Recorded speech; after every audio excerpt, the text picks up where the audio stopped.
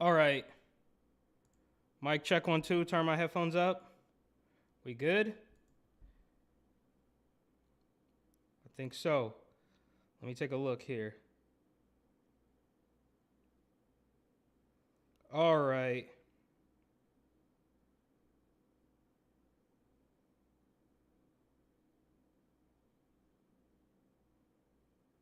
Okay. Yeah, so we are exactly 1 week away from these midterm elections, and very predictably, things have gotten completely out of control, right? We saw this terrible, brutal, unpredictable right wing MAGA hat attack on Paul Pelosi. He's never done anything wrong, he's never insider traded. He's never gambled. He's never gotten a DUI. He's never done anything wrong. He didn't deserve this. The evil right wing, they they came for him. It was completely out of line. Who could have seen how outrageous things would get less than 2 weeks? I mean, now we are exactly 1 week away from the election, but less than 2 weeks away, everything just hits the fan, right? Katie Hobbs, Arizona gubernatorial candidate, says that her headquarters was broken into. It was Kari Lake.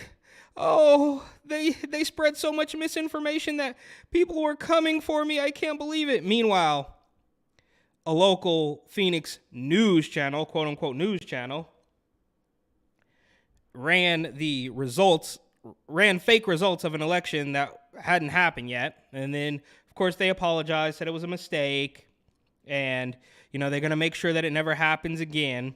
But Katie Hobbs claiming her campaign headquarters getting broken into, and the fake Fox 10 news station in Phoenix running false results on television, and Paul Pelosi getting attacked in his own house because apparently there's no security, and it's not like his wife is third in line for the presidency or anything, and they were having a classic underwear hammer fight or whatever happen, and then maybe there was a third person, maybe there wasn't. Now, of course, the San Francisco DA is saying, no, there was no third person, but obviously she can't be trusted. Who knows what's going on, especially this close to an election.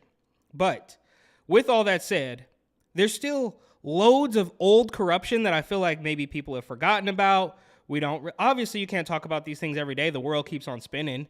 But there's so much stuff that has happened in the past. Well, obviously, since Roan, it's just been insane. But before that, there's loads of stuff, loads of people that are just completely corrupt, completely despicable. And obviously, we have Joe Biden and the Biden crime family. What's his brother's name? Jeff, George. I forget his brother's name, but he was, obviously profiting off the family name. Of course, Hunter Biden. We all know about that. We all know about Pelosi. We all know about the Clinton family. Those are very well-known instances of corruption. And these are too. I have a whole list, a bunch of tabs open that are, I think, maybe sort of regional, so not completely well known. Some things that may have flown under the radar, some things that people may have just forgotten about. But this is just a short list. Obviously, it's not a comprehensive list. And look, I'll be honest, I just can't stand the Democratic establishment. So we all know that every single politician, just by nature of being a politician, is completely corrupt. It's happening on the right, but they're perhaps not quite as in your face about it. They're not quite as insulting about it, and they're not going to just, pretend that you're stupid. So at least they try to hide it. And that would be just, for better or for worse, a little bit harder list to compile. I came up with these just off the top of my head in the last couple minutes. So this is the Pelosi story. Obviously, Paul Pelosi attacker told investigators he planned to break House Speaker's kneecaps. Okay. So this, if the timing weren't so suspicious, this would be easily believable, I guess, but it's all become a joke, right? This is how stupid they think we are. And like I said, everybody knew. You can watch guys like Tim Pool, for instance, who every single video he puts out says, oh, as civil war heats up, or as threats of civil war continue, whatever. But the point is, we all knew, everybody can tell, just like back in 2020, with the riots and all sorts of, fake propaganda, that something was going to happen. So no, nobody could have predicted that Nancy Pelosi would be attacked with a hammer by a man in his underwear, but we all knew that something strange was going to happen. And they take advantage of this. They love to see it. Just like when a hurricane hits Florida, they can say, oh, this is climate change, and also Ron DeSantis because he doesn't believe in climate change. So they pretend that they don't like this, but they absolutely love this stuff. They love seeing it. They love being able to use it to their advantage. So let's go back down memory lane a little bit. Police photos show Andrew Gillum's hotel room scene. This is from April 2020. All right, so this guy was running against Ron DeSantis. Of course, he was black. If that matters to anybody, it doesn't matter to me. I'm colorblind. I don't see color. You know what I'm saying? So I think the NHL is just fine, but that's a different story. Miami Beach police have released body cam footage and photos from an incident last month involving former Florida gubernatorial candidate Andrew Gillum, 2 men, 3 baggies of crystal meth found inside their Miami Beach hotel room. The body cam footage was heavily redacted with blurred images and no sound. So this guy, Democrat, running for governor, narrowly lost to Ron DeSantis. So these are the people that we're dealing with, right? Are there any more pictures on this article? Oh, there he is. Of course. The Sun Sentinel. Of course, they have 3x an ad for another story about January 6th. Because while their gubernatorial candidates like this are getting caught smoking meth with male prostitutes, they just want to continue to remind you that January 6th was the worst thing that could have ever possibly happened, and you deserve to do 25 to life if you had a coffee at Dunkin' Donuts in Washington, D.C. on January 6, 2021. Gillum, 40, was not arrested. He told police he had not taken any drugs but had too much to drink. Okay, does anybody believe that? Does anybody believe that he was in a hotel room with baggies full of meth and 2 or possibly 3 like gigolos or whatever, and he was just drinking a little bit? Even if that was the case, bro, you're still married. What are you doing? So that's just one, right? Andrew Gillum, April 22nd, 2020. So right in the heart of Rona. You shouldn't have even been out. You shouldn't have been at a hotel. You should have been at home with your mask on, bro. That was right at the beginning of it. You know what I mean? And if that weren't enough, let's see here. Andrew Gillum, DeSantis' 2018 opponent, accused in indictment of wire fraud, false statements. Gillum, once a rising Democratic star in Florida, and his mentor are accused of fraudulent fundraising. He says he's innocent. So the same guy, right, who is in the hotel with the male prostitutes and a baggie of meth is accused of wire fraud and false statements. I mean, who could have seen this coming? Gillum, the former mayor of Tallahassee, was charged along with his mentor, Sharon Letterman Hicks, with fraudulently fundraising from, quote, various entities from 2016 to 2019, the Justice Department said in a news release. The Justice Department alleged that the two diverted some of the money to a company controlled by Letterman Hicks, who fraudulently disguised the funds as payroll payments to Gillum. Okay, so it's just classic corruption where they're just shoveling money into their own pockets, it looks like. But this is in June 22nd, 2022. So 2 years later, after you had been caught in the hotel room, you decide, I guess the charges were from 2022, but the crimes were from before he was in the hotel room. So he was basically using this money to buy the male hookers and the drugs, and then said he was just drinking a little bit too much and says he's innocent of this. So these are the people we're dealing with. This is just the tip of the iceberg, obviously. And then this is a little bit more of a deep cut, right? Bay Area people might know. Leland Yee, released from federal clink after serving 5 years. Notorious scandal figure Leland Yee has just been released from federal custody after serving 5 years for racketeering charges. It was a San Francisco corruption scandal that predates the current one, and which had ties to the tabloid-worthy Shrimp Boy trial as well. The 71-year-old former school board member, California assemblyman, and state senator pleaded guilty in 2015 to charges stemming from taking bribes for political favors and a bizarre effort to traffic guns from the Philippines.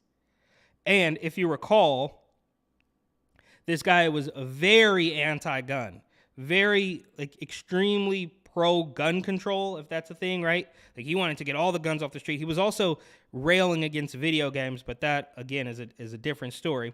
So as I understand it, this guy wanted to control the gun market so he could do it himself, and he did 5 years for it. And you know, by the way, too, if guys like Gillum and guys like Leland Yee, now Leland Yee, this was a little bit older, even this story, so he was released in 2020 and pled guilty in 2015, so it's a little bit older. And I would be willing to bet that now none of these guys would do any time because everything has gotten so bad. Like everything is just about January 6th, Donald Trump tax returns, pharmaceuticals, that these guys are going to slide completely under the radar. Nothing's going to happen. And of course, we know now that the FBI, if they weren't before, are now more than ever in the pocket of the Democratic Party, right? It's their enforcement arm. So you have their ground level foot soldiers in Antifa, BLM, and then you have their legal enforcement arm in the FBI, and that's why you see guys rotting away in jail for trespassing on the lawn at the Capitol building. So these guys, I guess, maybe got the short end of the stick for even seeing some sort of consequences. We don't know what happened with these charges with Gillum. I guess he's saying he didn't do it, but we don't know. We don't have the results. And we also don't have the results of Jussie. Whatever happened to Jussie?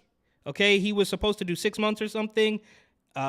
He did 6 days, and then he got out on what was waiting for some appeal, and I feel like we're never going to hear about that again. Somebody should put some pressure on and see what's happening with Jussie, because he did try to launch the country into a race war. But so my point is, if you actually do time as one of these California Democrat politicians, then you must have been doing really bad, bro. You must have been down bad. You must have gotten so greedy, because you can fly under the radar. You can pay these people off. You are the establishment, bro, but you messed it up. So I don't know how you got that bad. But again, maybe things were a little bit better back in 2015.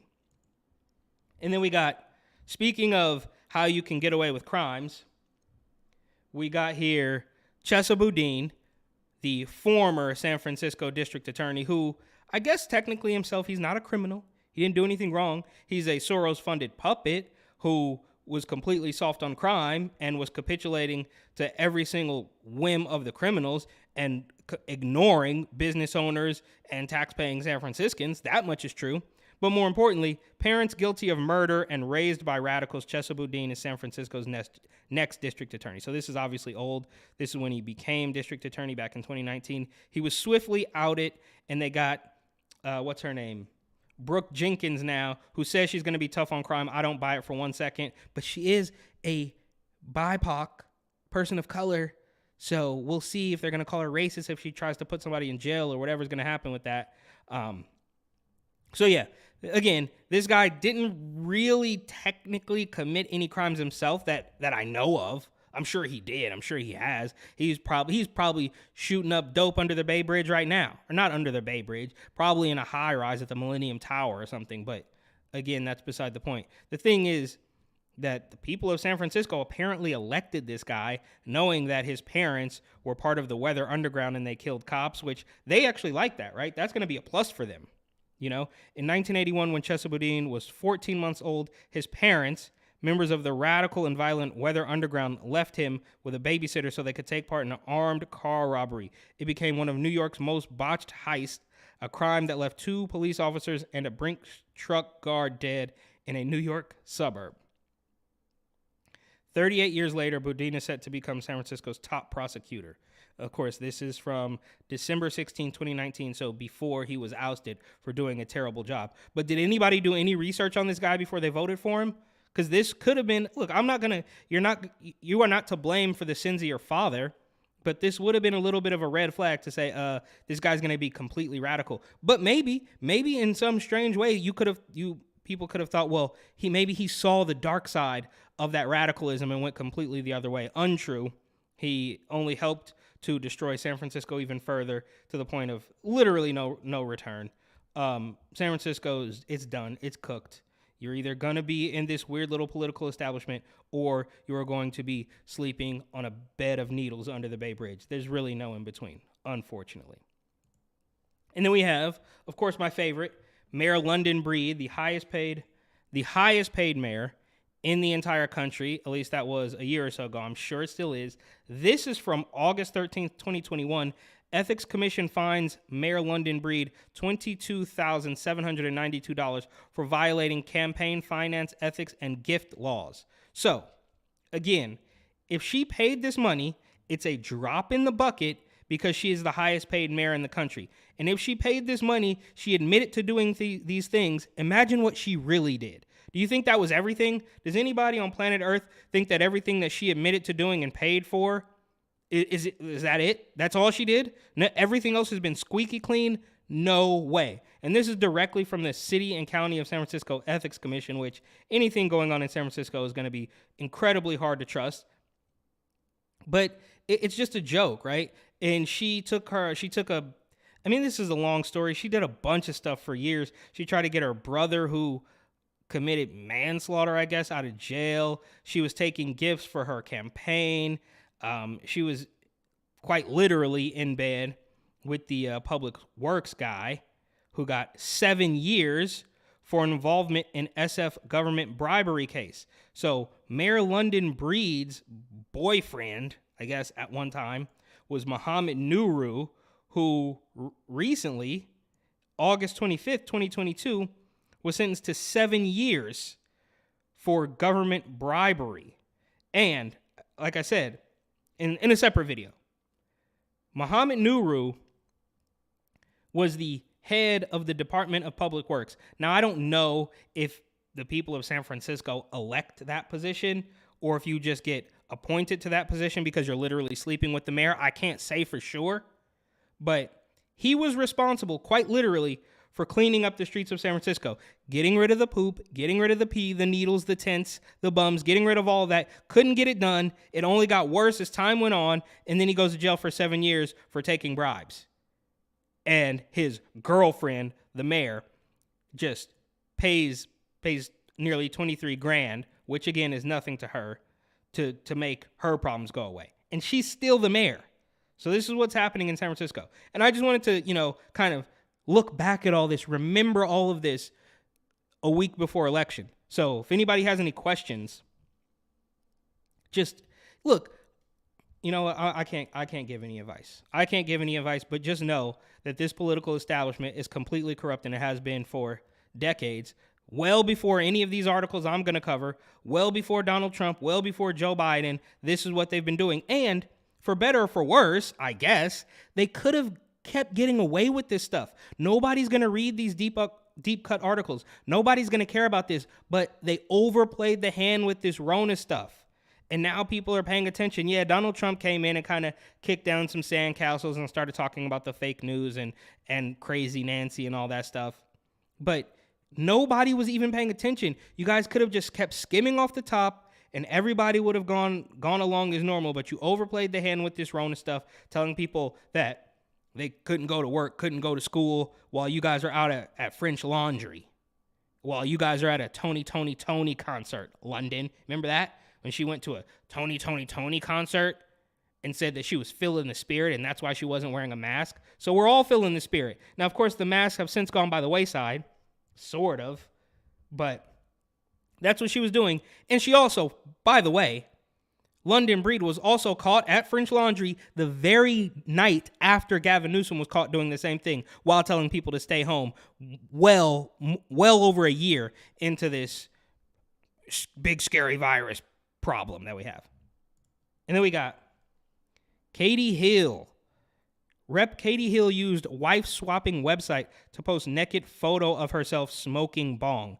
This is from October 2019. So I don't know when those photos... Okay, yeah, look. I guess I could just read the article.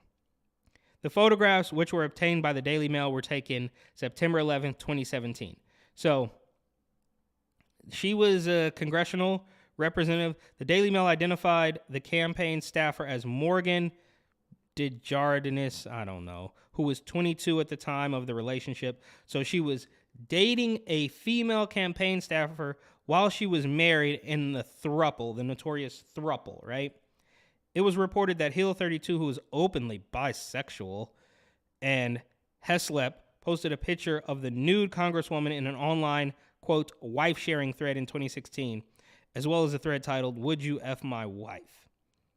So these are the people we're dealing with. She ran for Congress, and then I think she tried to, I guess I could have pulled up this article. I didn't think about it until just right now, but she tried to sue somebody for breaking the story or something like that. Go ahead and fact check me.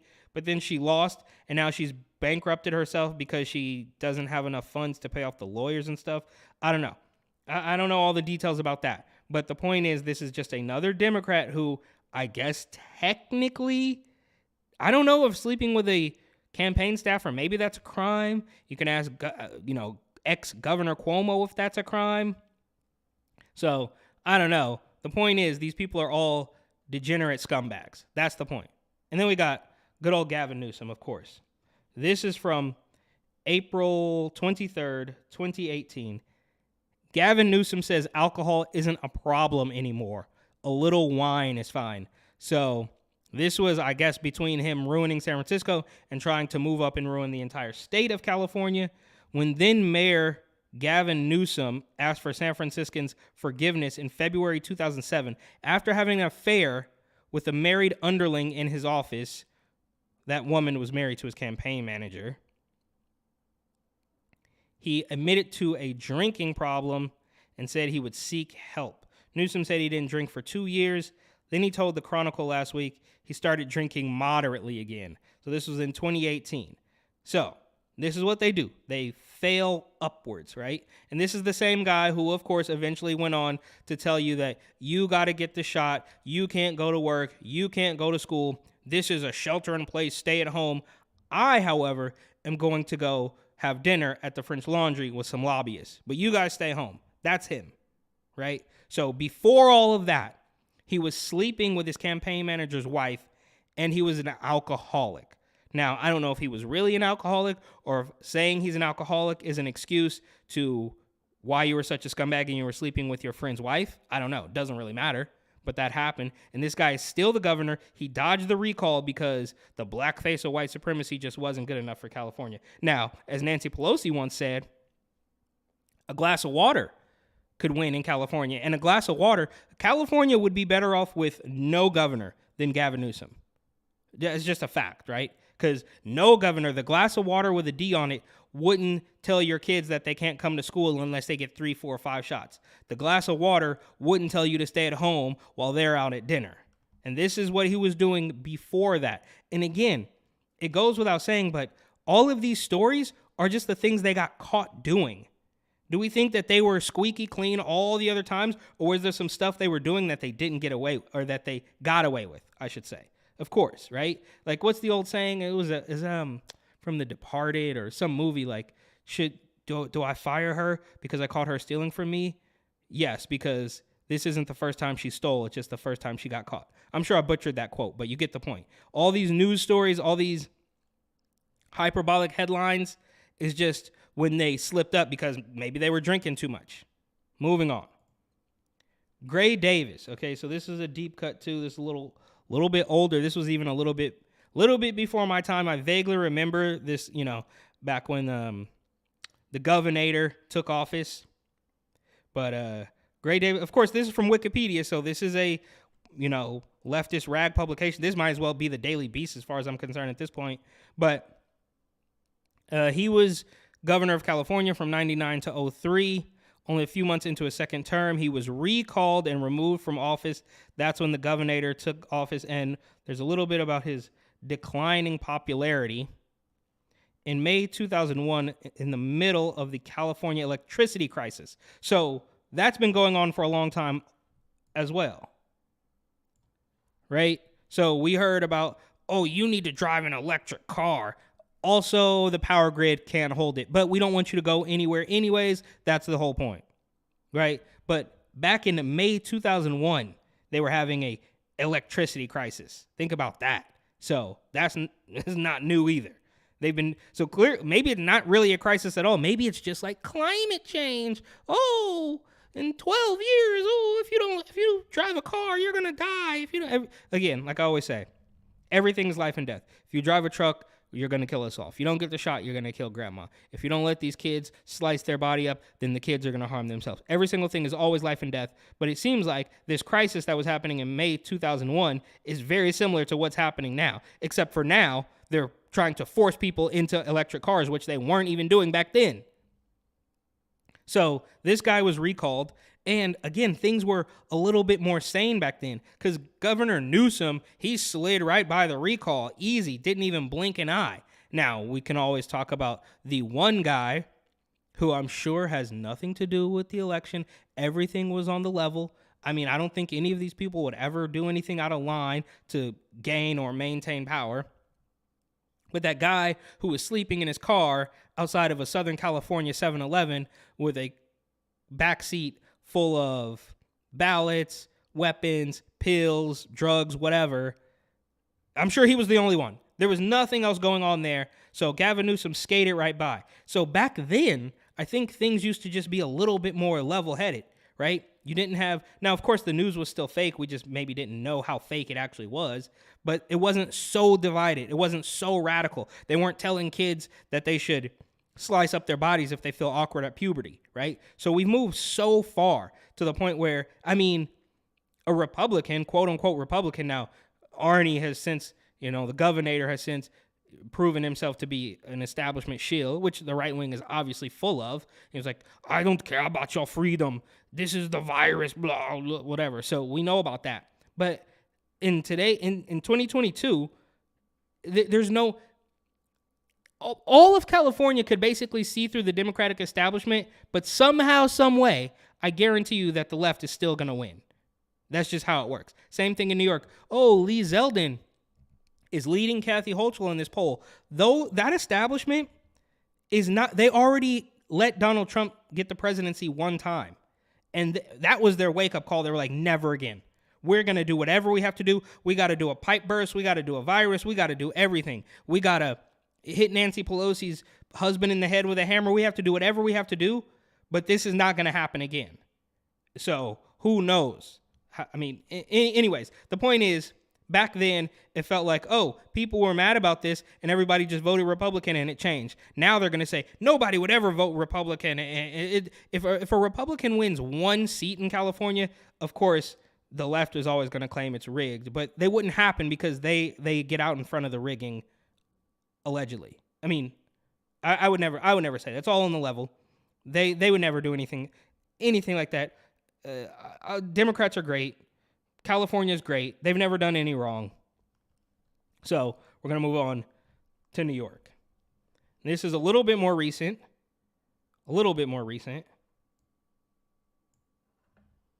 From the city. I don't know what this publication is.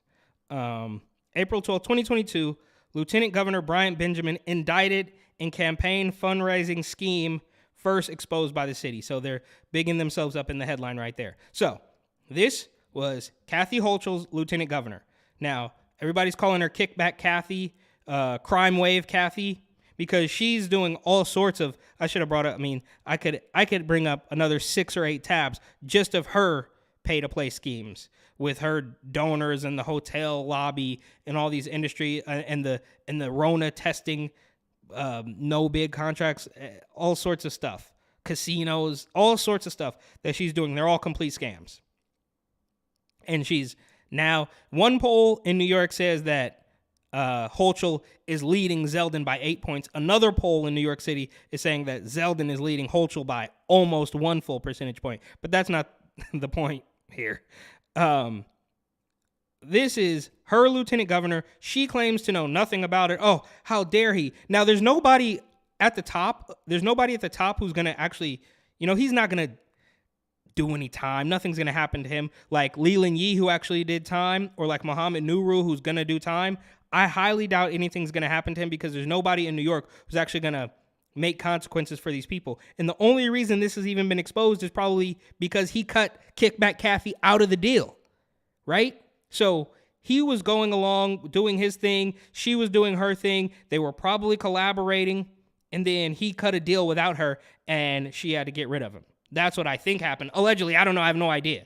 I'm just saying this is how corrupt it is. So Kathy Hochul wants us to believe that she's never done anything wrong, even though we can see the pay-to-play stories, and she won't answer to it. She won't answer to her opponent, Lee Zeldin, about the deals that she's making. But that's been going on. That's part of politics, right? As you cut those deals, those lobbyists, those industries, whatever, that happens. But this guy got greedy and somehow got caught. And again, I assume the only reason this story even got out is because he crossed Hochul. That's my theory. But the list goes on. Should we read this to you? New York Lieutenant Governor Brian Benjamin surrendered to federal authorities Tuesday and has been indicted over his role in a campaign finance scheme related to his previous runs for office. Benjamin faces 5 charges for bribery and other, quote, related offenses tied to his involvement in a scheme to secure campaign contributions in exchange for securing a $50,000 state grant from. Yeah, exactly. That's exactly what Hochul was doing. And there she is right there in the background, of course. Right? Yeah, there she is. Yeah, that's exactly what she was doing, was giving these no bid contracts to donors. So she was doing the same thing. They've all been doing the same thing. And of course, this is where you hear on the left, they want Donald Trump to go to jail for, farting. But none of them are ever going to see jail time. And I can almost guarantee we're not going to hear about this guy going to jail. We're never going to get closure on Jussie. But shout out to 2015 Leland Yee.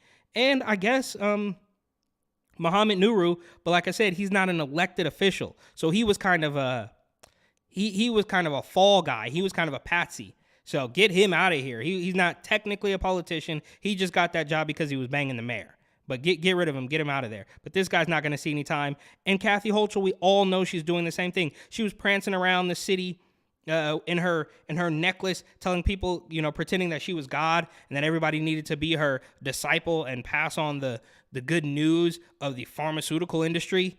And we're to believe that she knows nothing about this and hasn't done anything even close to what he was doing and has now been indicted for. Give me a break. And then a little bit more classic, right? Pre-Cuomo, Eliot Spitzer, who of course was governor before Andrew Cuomo, is linked to a prostitution ring. This is in May 2008. So this is just what they do. This is how long they've been doing it. And when we're talking about a prostitution ring, I mean, are we going to completely separate rings of prostitutes from human trafficking? I'm just curious, right? Like those things are, you can't separate the two completely. Now you can claim, I didn't know anything about, no, bro. This is what, and the party, from Anthony Weiner and Hillary Clinton and pizza and hot dogs and all that stuff, the party already has a reputation for dealing in people, quite literally, and not just weird sex slaves with hammers, but, high-end hookers, all sorts of stuff that these people are into, allegedly. I mean, I have no idea. I can't say for sure. But when you're linked to a prostitution ring, and then you guys, you vote for sanctuary cities, and you want to bring in all the migrants, but when they show up, you don't really want them because you want a very specific type of person that you can maintain control of and get cheap labor from. But I digress. I'm all over the place. The point is, this guy is linked to a prostitution ring all the way back in 2008, which is, in my opinion, undoubtedly linked to some sort of human trafficking ring. That's just the upper level of it. And he steps down before Andrew Cuomo was playing grab ass with the intern, right? So these guys just can't help themselves no matter what. A wiretap captured a man identified as Client 9 on a telephone call, confirming plans to have a woman travel from New York to Washington, where he had reserved a hotel room. There you go. It's the second paragraph in. That's literally paying to fly people around and have their way with them. But before we even get to Andrew Cuomo, there's another guy in between. A blind guy. This guy was blind. David Paterson. Let's see. He was the 55th governor of New York, succeeding Eliot Spitzer and serving out nearly 3 years of Spitzer's term from 2008 to the end of 2010. He's the first legally blind person to be sworn in as a governor and is the first African-American governor of New York. Well, I'm sure. What? Same-sex marriage? Oh, okay, that's like, I was like, what is he? He was gay and blind? No. Um, allegations allegations of corruption in February 2010. So, dude, Spitzer was ousted in '08, and then it took you 2 years to be corrupted as well. I mean, this is just, it's insane. In February 2010, the New York Times reported that Patterson may have been involved in witness tampering in a domestic abuse case involving staffer David W. Johnson after New York State Police and Patterson allegedly talked to the complainant in an attempt to persuade her to drop the case. Patterson was said to have asked the woman if she needed any help a day before the case was dropped. On February 26, 2010, Patterson withdrew his bid for full term as governor of New York.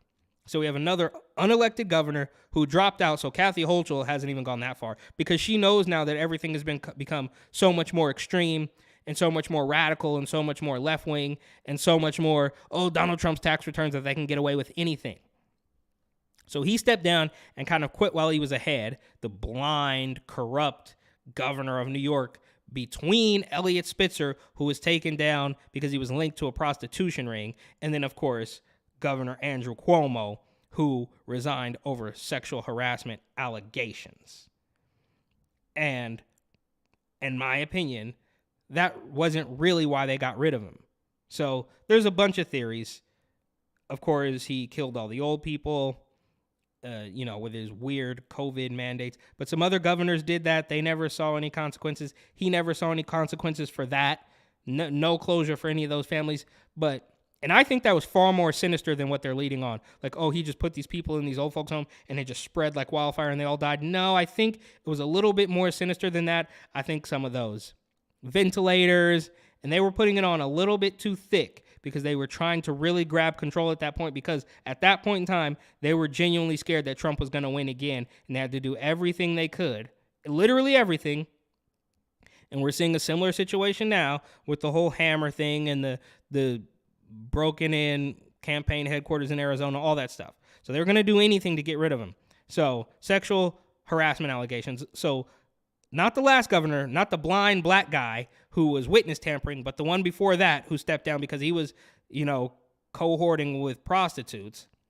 He steps down because of these allegations after killing all the old people. But I think, me personally, I think the reason that the establishment got rid of him is because he wasn't crazy enough. Kathy Hochul walked around in a necklace that basically said, support the pharmaceutical industry. I need you guys to be my disciples. She was going to go all in. She was like Fembot Cuomo. But Cuomo, he said at one point that if you got the shot, then you don't need to worry about people who didn't get the shot. And that's just not going to do it. I don't know, that video is going to be hard to find. I saw it on Instagram.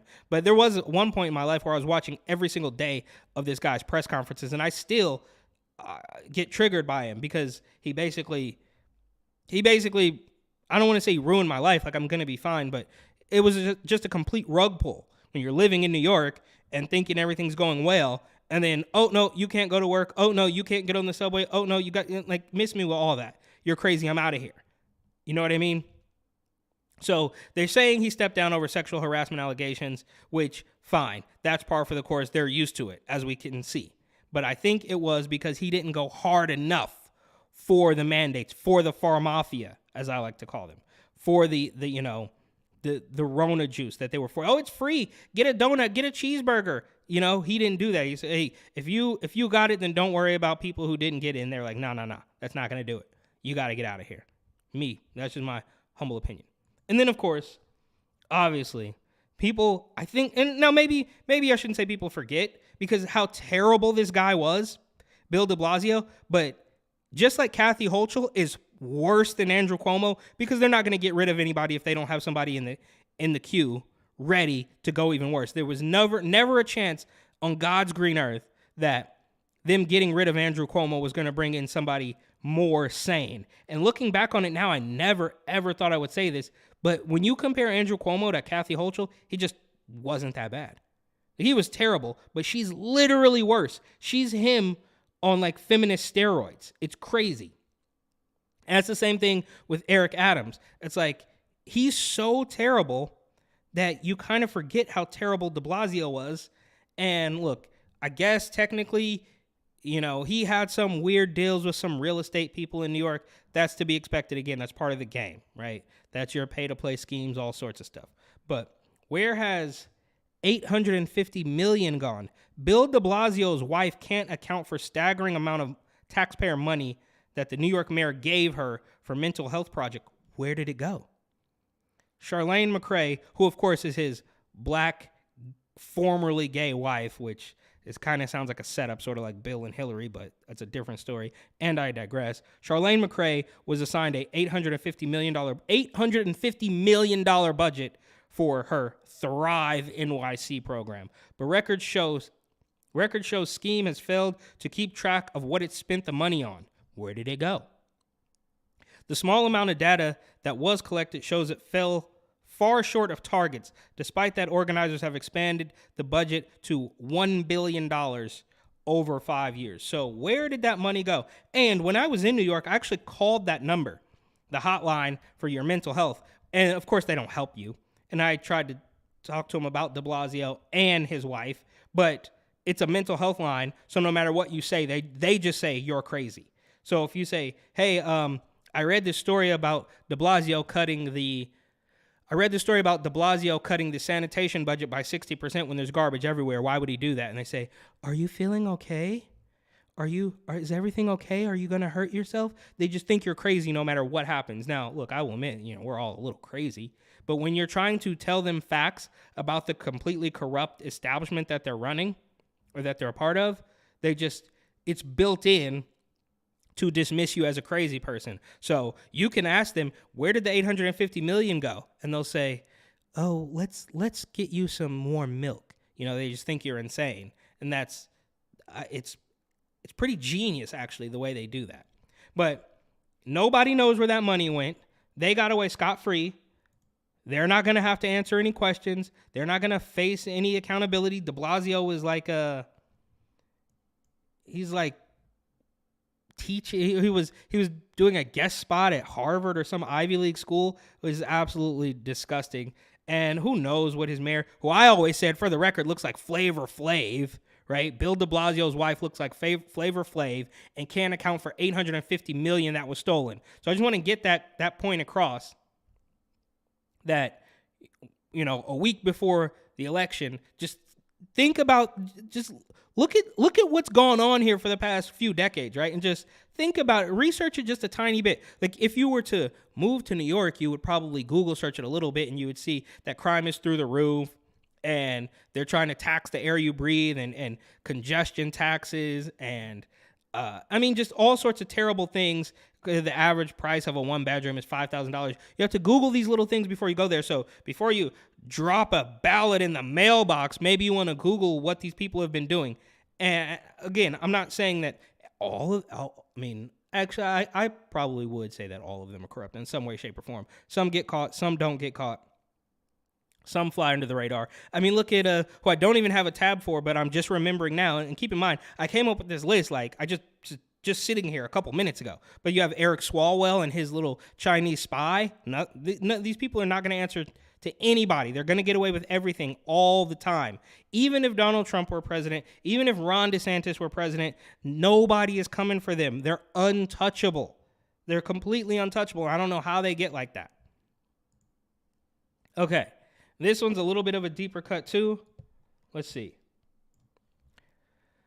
Former Baltimore Mayor Catherine Pugh sentenced to 3 years in federal prison for fraud, conspiracy, and tax charges. Again, another Democrat mayor in Baltimore, one of the roughest cities, as I understand it, in the entire country, taken down on fraud, conspiracy, and tax charges. I think she had, I guess I could just read it. I won't bore you with that, but she had some sort of book, some kids book that she was promoting and cutting deals with. I don't know exactly what was happening. Maybe you could fact check and maybe you can look into it. But the point is, these people are constantly doing something incredibly shady. And this, for the record, is from February 27th, 2020. So a little bit older, right when Rona was just getting started.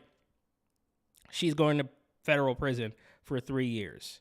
also ordered to pay $411,000 in restitution and forfeit $669,000. So she's the one. Remember, there was all this outrage when, I don't know if it was Trump or it was somebody else who said that there's rats in Baltimore. And then you had that little milk dud guy on CNN crying, saying it was racist because people know there's rats in Baltimore. And then you literally have the former Baltimore mayor go down on these conspiracy charges. And then, of course, the video of her talking about the rats. So she's black, for the record. By the way, she's a black woman, right? She kind of looks like Charlene McRae, Bill de Blasio's wife, who looks like Flavor Flav.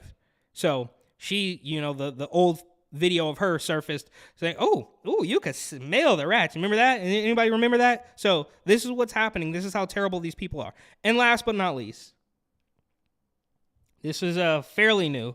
Friday, October 28th, 2022, Democratic nominee for Arkansas auditor arrested for felony terroristic threatening. So she's not in office. I don't know if she's ever held any office before. The Democratic nominee for Arkansas auditor was arrested for felony terroristic threatening. According to Little Rock Police, Diamond Arnold Johnson had a warrant out for arrest and was taken into custody. A news release said that a warrant for Arnold, she's only 32, was obtained after admitting during her husband Eric Johnson's trial for terroristic threatening that she wrote the threatening. So they said they thought her husband wrote some terrible Facebook post, and then it turns out she did it. And then I think she was actually, doesn't look like it's in this story. So yeah, even if she wins, she could be removed if she's convicted. But this is ongoing. This is brand new. But there was another article about this woman who did mention, I think in 2014, fact check me on this, that she pleaded guilty to unlawful possession of a firearm and endangering a minor and got 3 years of probation and got off of that and then decided to run for state auditor and then was talking crazy on Facebook. Now, I don't know. I didn't read the Facebook post or whatever. It does seem a little bit, it doesn't seem that extreme. I don't know what she could have possibly said. I won't repeat what might have been able to get her arrested for this, obviously. But there's only a handful of things you could say on Facebook that the cops will come knocking at your door, especially if you're a Democrat. And my theory is that she actually became a Democrat so she could do that terrible stuff. And this is obviously just a short list of awful, terrible political people who have been doing, shady things for decades. And that's pretty much it. I was just thinking about it because all this stuff is hitting the fan. Election day is exactly 1 week away. And I'm like, dude, these people are so terrible. And look, back in 2003, I don't remember anything about Gray Day. Like, I guess the point is, I remember being a kid and being like, okay, governor, whatever, it's kind of funny. But I guess my point is that it's been happening for so long, it's been normalized, as certain people like to say. And when an election is right around the corner, just think about what these people are doing. Do a quick Google search, or maybe you got to even use DuckDuckGo, because we all know that Google and Alphabet and YouTube, love you, Susan, are all completely compromised and they can't be trusted. You can't trust any of them as far as you can throw them. And they even, you have guys on CNN, like I believe it was Brian Stelter, who's no longer with CNN. I think it was him, but it could have been another CNN personality who said, quote, doing your own research is, basically, I shouldn't quote it. That was wrong. But he said something along the lines of doing your own research is, that's conspiracy theory. Oh, because Sean Hannity, who's also an establishment shield, but that's a different story as well. Sean Hannity had been saying, do your own research, and doing your own research, of course, is tantamount, that's basically the same as just, you being Alex Jones. So look into these people. I don't even know if, I don't know. I'm going to leave it there. I have to say subscribe, comment, share, and I'll see you next time.